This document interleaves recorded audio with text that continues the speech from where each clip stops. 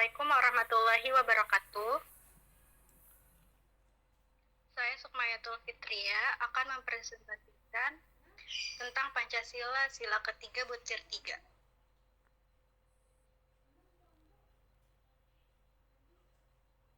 Sila ketiga Pancasila berbunyi Persatuan Indonesia.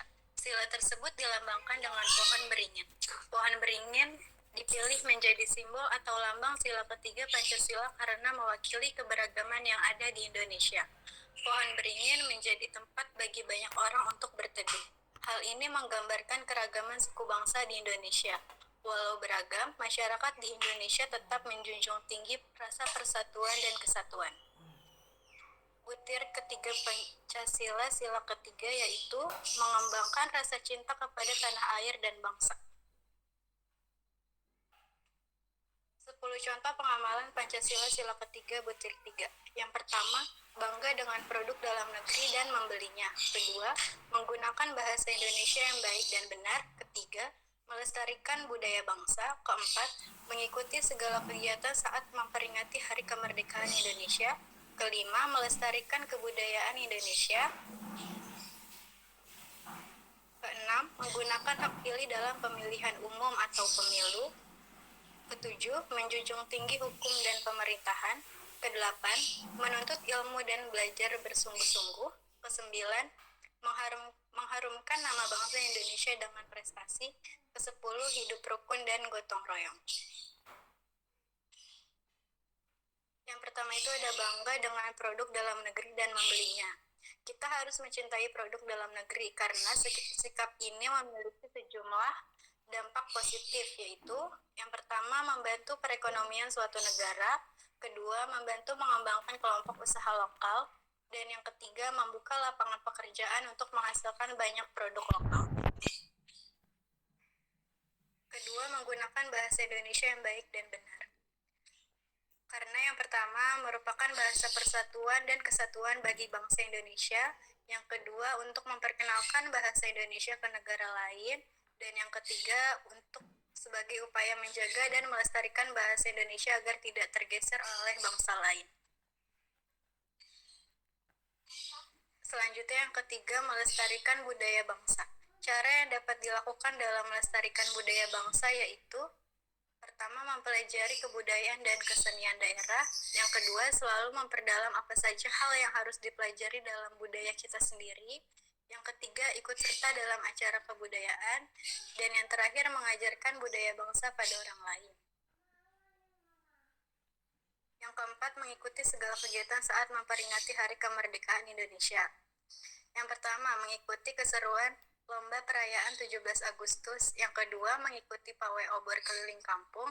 Ketiga, tambah wawasan dengan jelajah museum bersejarah. Yang keempat, mengikuti momen istimewa saat pelaksanaan upacara bendera. Yang terakhir, menghormati dan mengenang jasa-jasa para pahlawan dengan ziarah ke makamnya.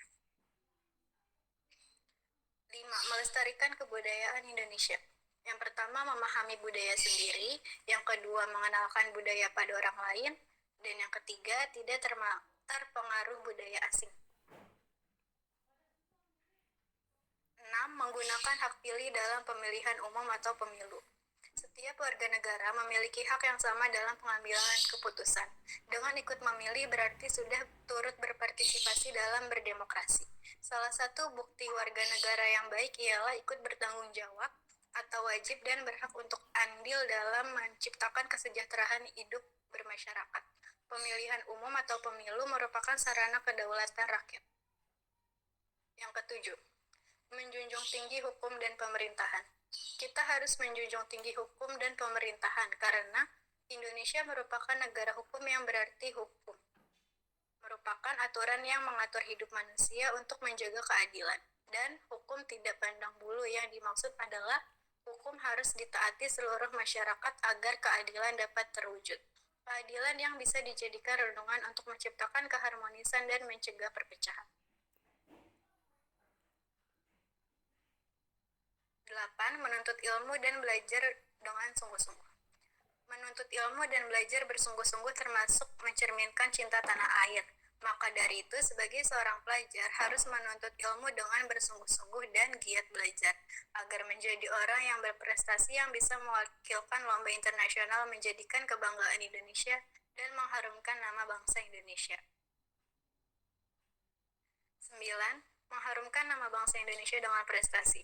Cinta tanah air dan bangsa dapat diwujudkan dengan mengharumkan nama bangsa lewat prestasi di berbagai bidang akademik dan non-akademik.